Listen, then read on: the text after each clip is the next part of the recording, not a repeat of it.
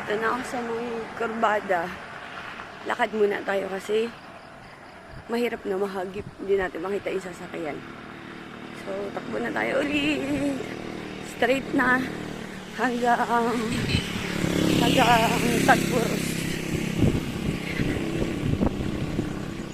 Pero mali yung hawak ko ng camera. Dito dapat yun. Tara. 5:15 na ng umaga. Let's go.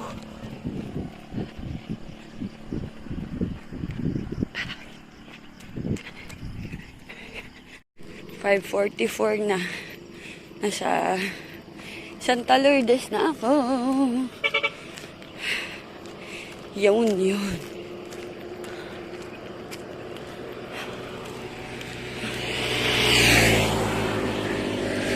Ako lang mag-isa.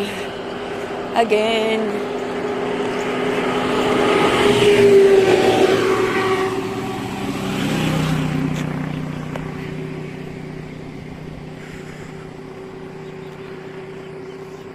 Konti pa.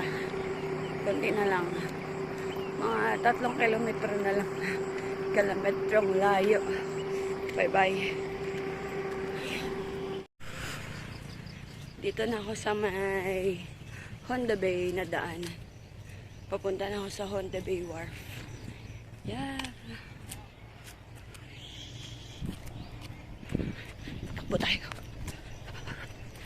Konti. Lang. Kasi mahirap mag-cellphone pag tumatakbo. Bye-bye.